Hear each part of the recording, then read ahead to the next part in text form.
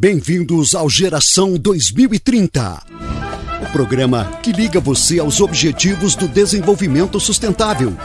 Aqui, ideias ganham força, ações se conectam e juntos construímos um futuro melhor. O programa Geração 2030 é uma realização da Enactus UEM, projeto de extensão que faz parte de uma organização estudantil mundial sem fins lucrativos, que promove projetos de caráter empreendedor social desenvolvidos por estudantes do ensino superior. A Enactus é ligada ao Departamento de Teoria e Prática da Educação da UEM, coordenado pela professora doutora Leila Pessoa da Costa. Geração 2030, sua voz pelo amanhã. Sintonize, reflita e faça parte dessa transformação.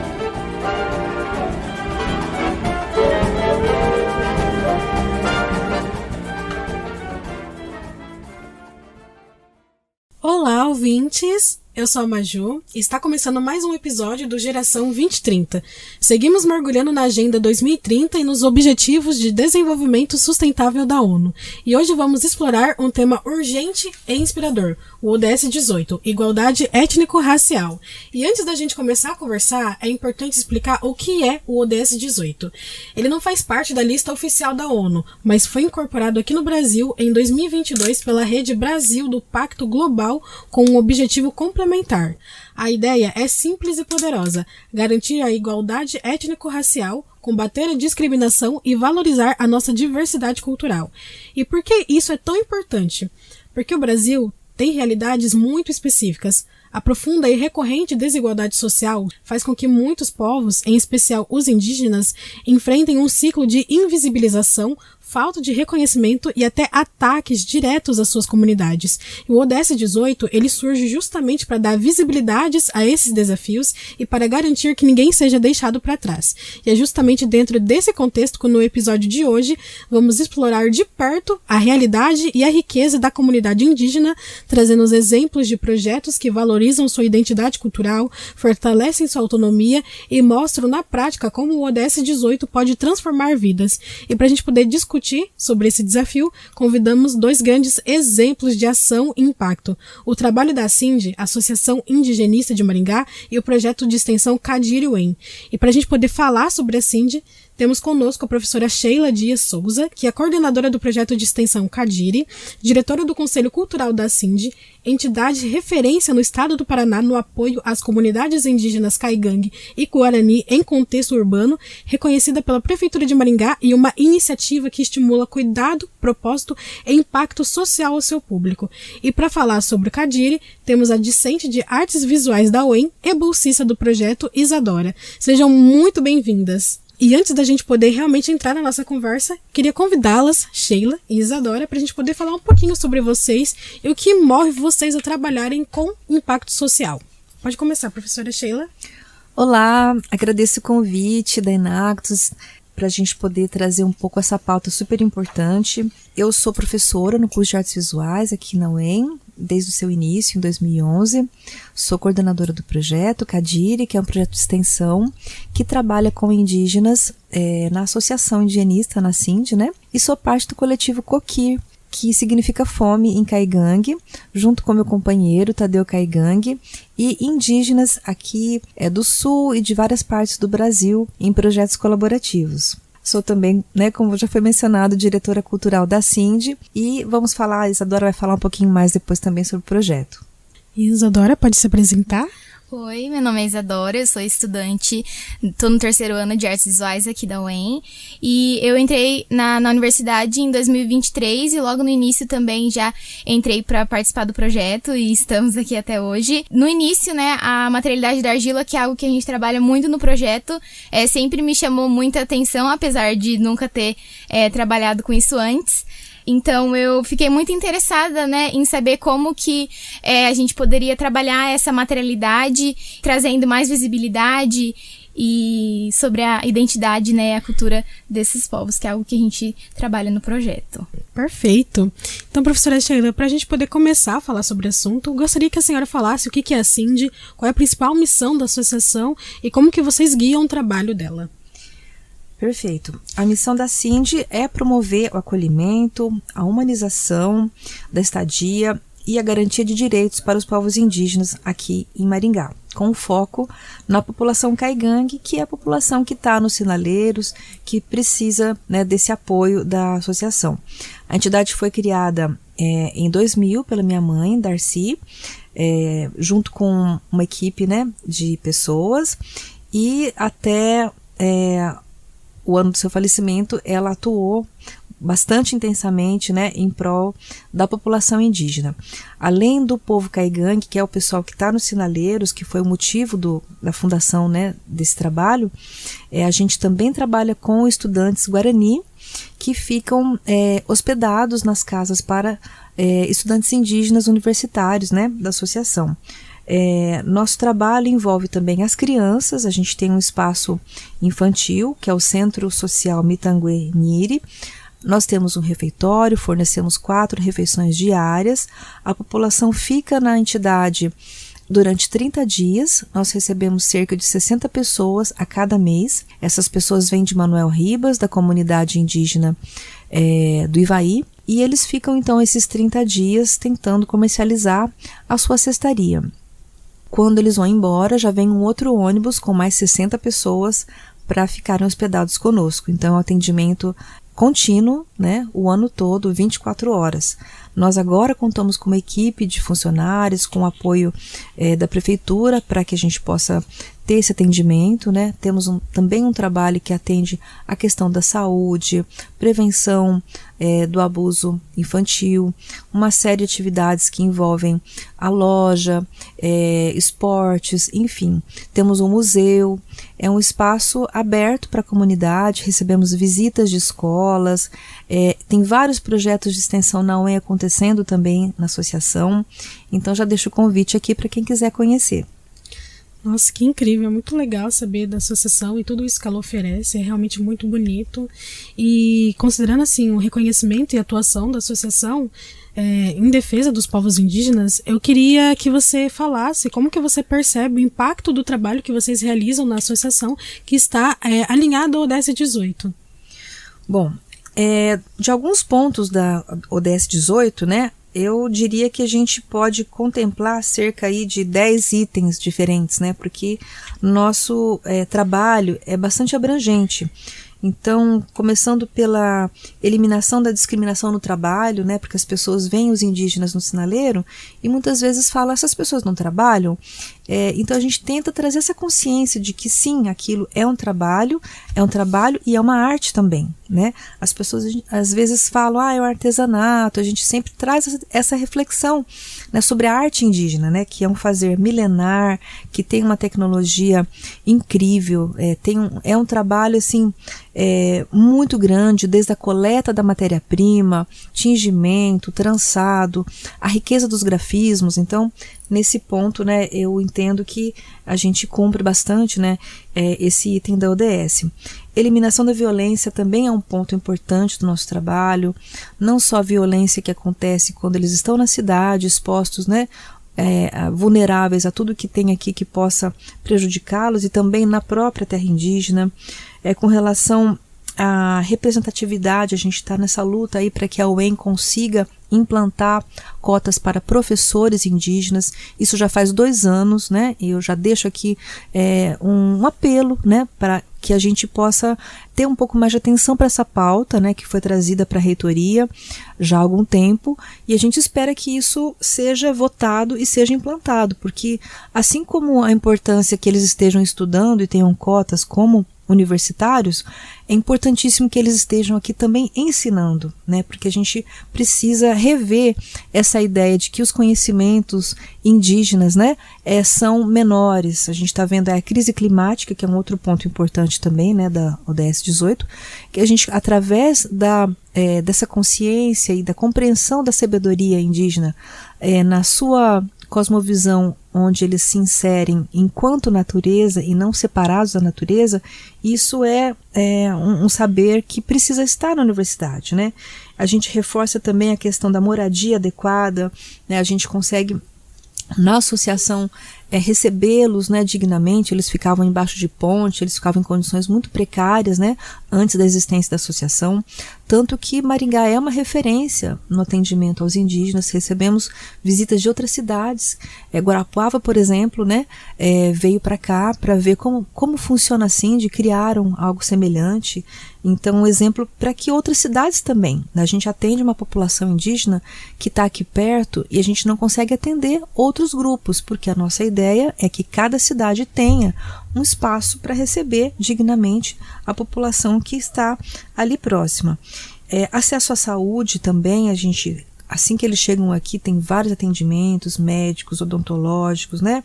Com relação à educação de qualidade e não discriminatória, é fato, né? A gente recebe escolas continuamente, desde 2002, né, que a gente começou a fazer esse trabalho de atendimento de escolas que vão visitar, conhecer mais de perto, né, a realidade indígena. Enfim, eu acho que um dos pontos também para destacar é em relação à eliminação da xenofobia. Eu acho que é uma das pautas principais, né? Esse combate ao preconceito, que ainda, infelizmente, é muito forte, né?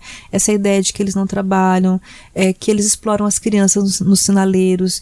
Isso é uma visão que é resultado de um desconhecimento, né? De uma ignorância com relação à cultura indígena. Uhum. O indígena leva a sua criança para aprender a pescar, para aprender a trançar, né? As crianças aprendem a trançar desde os 8 anos de idade. Uhum. Isso, na nossa concepção, né, poderia ser encarado como exploração infantil. Mas a gente precisa entender que é uma outra cultura, né? Quando foi feito o estatuto do ECA, não se considerou muito essas especificidades das culturas indígenas. E a gente precisa urgentemente trazer essa pauta aí para uma discussão mais profunda. É muito legal ouvir a senhora falando disso, porque essas coisas fundamentais que a gente realmente tem, a gente não percebe que eles não têm acesso a isso.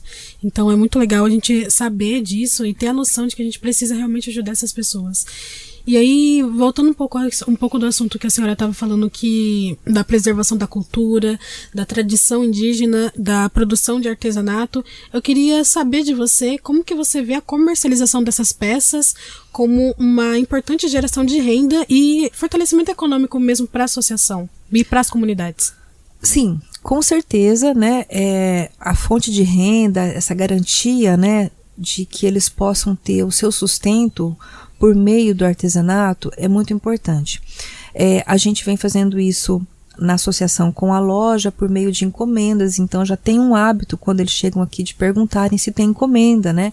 Há um tempo atrás a gente fez parcerias com empresas para a produção de quantidades maiores, né, de bolsas e luminárias, peneiras. Então a gente deixa aqui, né, esse apelo para que as empresas, elas agora, principalmente no final do ano, vai fazer um brinde, vai pensar em alguma coisa, né, que elas lembrem que existe aí uma população que tem um talento, né, incrível com a cestaria e que isso pode trazer benefícios para essas famílias terem um pouco mais, né, de melhorar o seu sustento, né?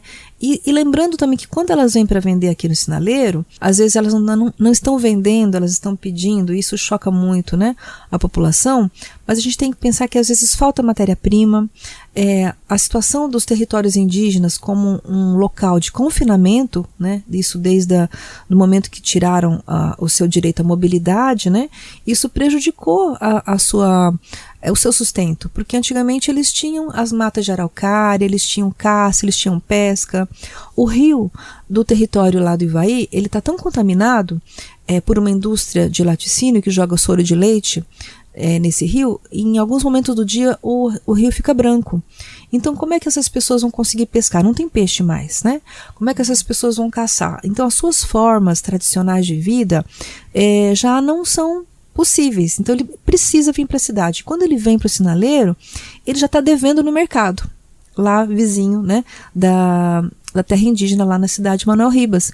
Então quando eles estão pedindo no sinaleiro, a gente tem que ter um olhar diferente para isso, né? Eles não estão explorando a criança porque está pedindo. A gente está vendo situações de mortalidade infantil por desnutrição nessas terras indígenas, né? Então às vezes é fácil falar, a mãe está explorando a criança, mas não é bem assim. A gente tem que considerar a situação que essas crianças estão vivendo lá. E as crianças sempre estão com sua mãe, com seu pai, né? Diferente da gente, que as crianças muitas vezes estão aí sozinhas, abandonadas, né? Então eles têm essa preocupação sim com as crianças. Ninguém quer ver uma criança pedindo esmola no sinaleiro, mas também ninguém quer ver uma criança morrendo de fome. Então, Isadora, agora falando sobre o projeto Cadire, eu gostaria que você explicasse pra gente como que funciona o projeto e o que vocês fazem na prática. O projeto de extensão Cadire, ele é um projeto permanente aqui da UEM e ele acontece desde 2018 em parceria com a CINDE e com a UNAT, que é a Universidade Aberta à Terceira Idade, fica aqui na UEM também. Então, as atividades acontecem nesses dois lugares, aqui na UEM e lá na CINDE. Aqui na universidade a gente trabalha principalmente com a produção da cerâmica, né, relacionada à arte e cultura indígena da região local.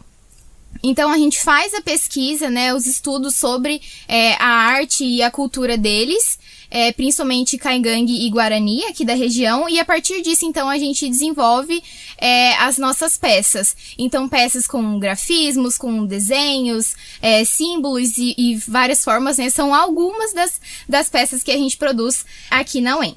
Na CINDE também acontecem várias oficinas e ações e atividades, né, rodas de conversa, que a gente conversa, né, com esse pessoal, né, e igual a Prof. Sheila falou, eles têm uma política de revezamento, então mais ou menos a cada um mês vem um grupo novo e a gente oferece oficinas, então, de cerâmica, claro, oficinas de tingimento com pigmentos naturais, né, na cestaria, oficina de trançado, de serigrafia, então, por exemplo, a estamparia em camisetas, e esses são alguns dos trabalhos que a gente desenvolve lá na CINDE com os grupos indígenas. Perfeito. Eu tenho uma curiosidade minha, prof.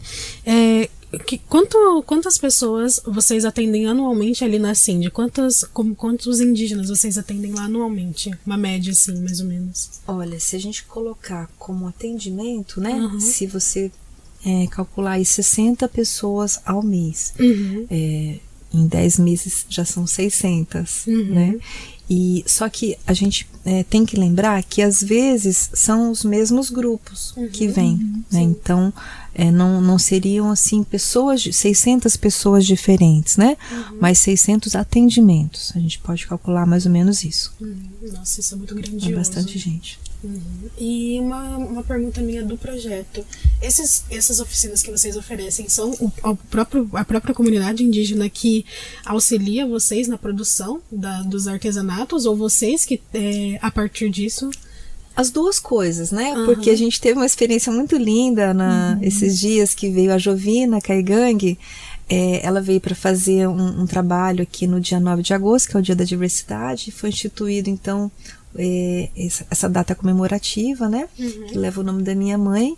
E nesse evento, que foi aqui na UEM, inclusive, a Jovina Caigangue veio fazer uma fala.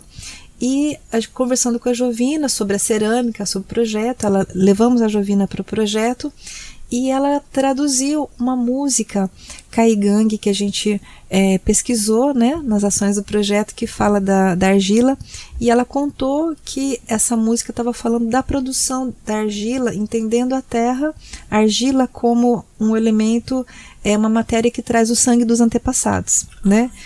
E então a gente fazer essa oficina com eles, conversando em Caigangue, falando sobre o significado dessa música, assim, foi algo incrível, uma coisa que a gente quer levar adiante agora, né? Então, assim, é sempre uma ação compartilhada. A gente tenta devolver os conhecimentos, né, do tingimento natural, da produção com a cerâmica, e ao mesmo tempo eles vão trazendo também informações muito lindas.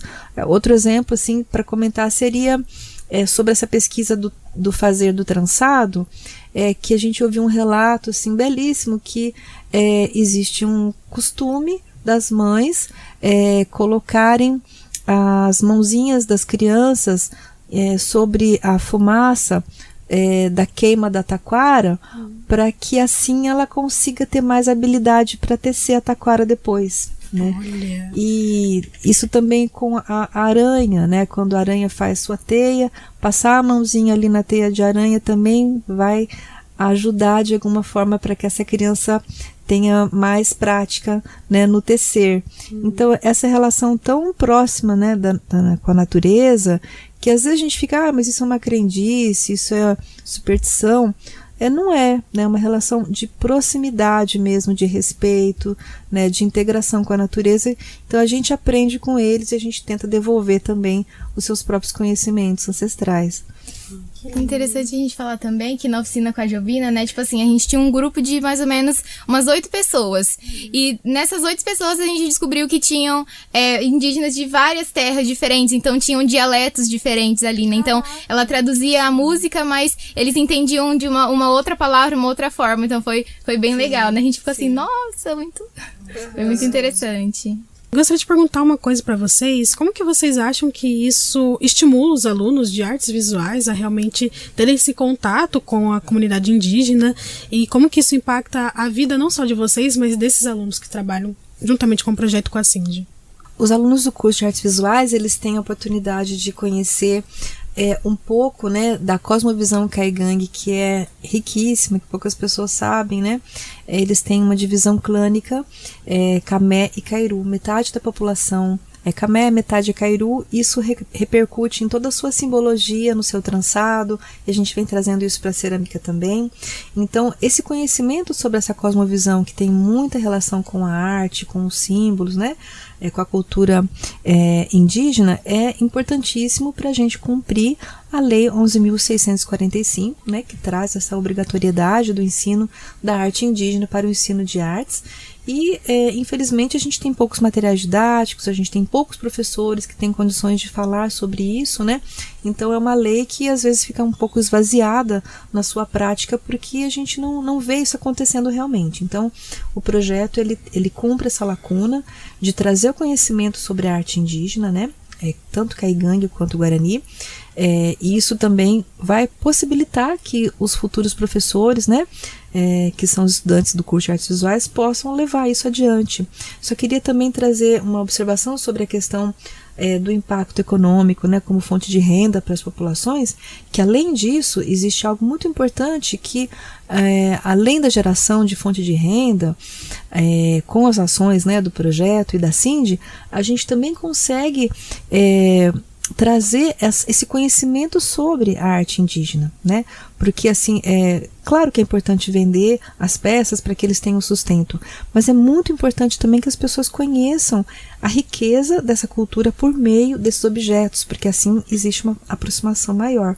E nesse ponto a gente também gostaria de mencionar a acolhida, né, de empresas, instituições como o MASP, por exemplo, que está recebendo as peças, né, indígenas da Cindy e também do coletivo que eu faço parte, né, do Coquir, em exposições, na própria loja do MASP, e isso traz não só esse valor econômico, mas esse valor também de humanização e conhecimento das culturas indígenas. É muito legal porque eu, por exemplo, não conhecia até então nenhum projeto universitário que realmente tivesse essa ligação com as comunidades indígenas, e é muito importante ver o quão grandioso isso é e como vocês deixam isso tudo tão bonito e tão reconhecido para a UEM. Isso é realmente muito inspirador. E aí, falando um pouquinho disso, como que o projeto ele se desdobra ajudando assim no dia a dia dessas comunidades indígenas? Acho que algo que a Prof comentou agora, né, que a gente percebe muito a respeito da comercialização dessas peças, né, então a gente tem esse retorno, né, essa consequência que é muito positiva, né, que ajuda na renda ali deles, né, que infelizmente algumas famílias sobrevivem com dificuldade, e também eu acredito que o interesse que eles têm de retomar essas práticas, né, por exemplo, da argila, né, que muitas vezes na própria terra deles eles não conhecem que tem, né, ali poço onde eles podem, né, ali produzir os materiais a partir, então, da matéria-prima que é a argila. Isso que a Isadora trouxe é importantíssimo, né? Porque a comunidade Kaigang do Ivaí, eles têm a matéria-prima, eles têm a argila lá, mas há muito tempo eles não têm a prática mais, né, da cerâmica. Então a gente está tentando trazer devolver, a gente chama isso de retomada também, né? É uma retomada de um conhecimento ancestral que é do povo Caigangue. Eles faziam, né, a cerâmica, usavam tingimento natural, que é uma outra prática também que a gente vem fortalecendo, né? O uso de pigmentos naturais, que eles têm conhecimento também, que já não é tão usado.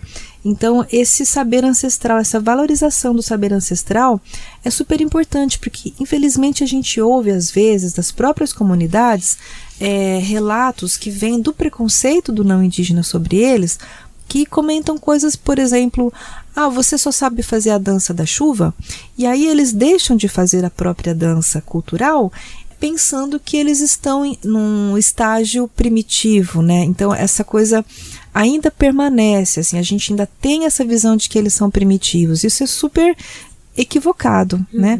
A sabedoria indígena é altamente avançada, né? Eles não têm que evoluir, né? Quem tem que evoluir é o não indígena, porque quem está destruindo o planeta é o não indígena.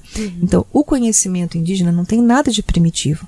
A nossa ignorância sobre ele é que nos faz pensar que seria primitivo, né? Porque vivem na natureza. E agora a gente está revendo, né? Esse pensamento que não tem nada mais importante e sábio do que saber lidar com a natureza sem destruir. Então, devolver esse conhecimento ancestral para as próprias comunidades é um trabalho que a gente vem fazendo, mesmo que eles às vezes achem que não tem que fazer mais. Para que eu vou fazer cestinho? Para que eu vou usar argila, fazer cerâmica, se isso tudo é algo do passado? Então, a gente precisa desconstruir essa ideia de que o saber ancestral é algo do passado e primitivo. Ao contrário, é altamente evoluído. Muito lindas suas palavras, Pro. Eu realmente fico muito emocionada com tudo isso, porque a tamanha ignorância das pessoas em não conhecer a história, não conhecer a cultura, não valorizar, que isso faz com que realmente a gente deixe de preservar como o povo historicamente fala, os verdadeiros brasileiros, as pessoas que realmente estiveram aqui antes da colonização. Então isso aí é muito motivador, muito incentivador, e acho muito inspirador tudo isso que a senhora disse. E ouvindo a experiência de ambas, professora Sheila e Isadora, a gente percebe que vocês lidam com a mesma missão, que é valorizar a identidade cultural indígena e tornar ela mais reconhecida. E na opinião de vocês, por que vocês acham que isso é fundamental para o futuro do Brasil? Porque a gente é indígena. O Brasil é terra indígena. Então a gente tem que entender quem nós somos. Um país que não sabe quem não tem futuro. A gente precisa se reconhecer enquanto indígenas e não pensar que eles estão lá longe, que eles estão nos territórios, que eles estão, né, longe da gente. Eles estão na cidade, nós somos indígenas. Isso não é apropriação cultural, isso é reconhecimento de identidade. E a gente só vai ter uma perspectiva de futuro, se a gente está preocupado com o futuro, com as crianças, se a gente entender que nós somos indígenas e assumirmos nossos conhecimentos e identidades. Como a prof. Sheila falou, né, o Brasil é um país muito miscigenado, né, então a gente tem uma pluralidade de culturas, né, então essa interculturalidade, né, a relação entre uma cultura e outra, e não é só importante, né, a gente ter essa valorização e trazer mais visibilidade para essas culturas, né, é muito necessário, porque o Brasil é o Brasil, né. Bom, infelizmente mesmo, do fundo do meu coração, a gente tá chegando ao fim do episódio de hoje, mas antes da gente encerrar, gostaria de agradecer imensamente, gigantemente, a participação de vocês.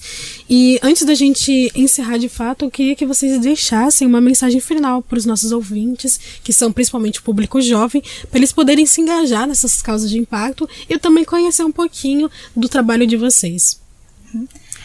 Eu também gostaria muito de agradecer pelo convite, né? Foi uma honra participar.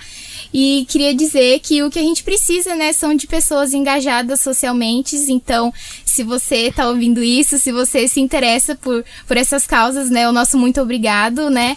Já é um grande começo, um grande avanço. E também queria deixar um convite para vocês visitarem a Cindy, né, o museu que a gente tem lá, a loja que conta com várias peças que a gente produz no Projeto Kadiri, e também o trabalho, né, a arte dos indígenas que estão hospedados na Cindy.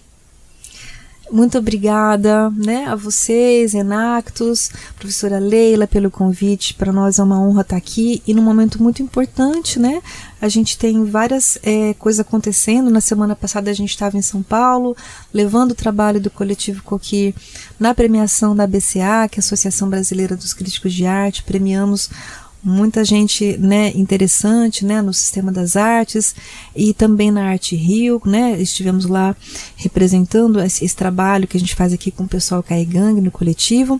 Deixar o convite, reforçar o convite da Isadora para que venham conhecer a Cindy, e não só isso, para que procurem conhecer a sua própria ancestralidade, né. Todo mundo sabe que tem uma avó, uma bisavó que foi pegando laço, que foi pegando dente de cachorro.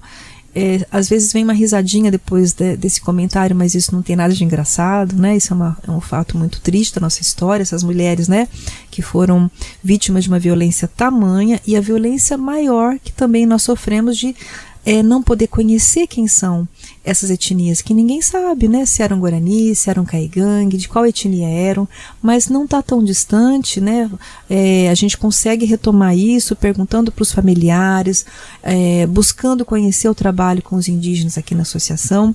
Deixamos o convite também para a FLIM, que vai acontecer no dia 11 do próximo mês. A gente tem o Cristino Wapichana, vai fazer uma fala, né, um escritor indígena mediado pelo Tadeu Caigang. Então fica aqui o convite para que a gente se fortaleça nessa busca aí ancestral. Com certeza nós estaremos lá, nós da Enactus também estaremos lá ouvindo ele. Não se esqueçam de seguir a Cindy nas redes sociais, que além de associação é um exemplo de compromisso com a justiça, com os direitos das comunidades indígenas. Ressaltar também que a ODS 18 é uma inovação brasileira dentro da nossa Agenda 2030 e é um diferencial que coloca a igualdade étnico-racial como uma prioridade mundial, mas que nasce de experiências locais, como essa que a gente viu hoje com o Projeto Kadiri e com a Cindy. E isso é a prova que estamos dando visibilidade e fortalecimento às nossas iniciativas. Então, muito obrigada por tudo. E esse foi o nosso programa. Muito obrigada. Até o próximo. Você acabou de ouvir Geração 2030, o programa que liga você aos Objetivos do Desenvolvimento Sustentável. Uma realização da Enactus, projeto de extensão ligado ao Departamento de Teoria e Prática da Educação da UEM. Geração 2030, sua voz pelo amanhã. Apoio Rádio UEM FM, em sintonia com os Objetivos do Desenvolvimento Sustentável.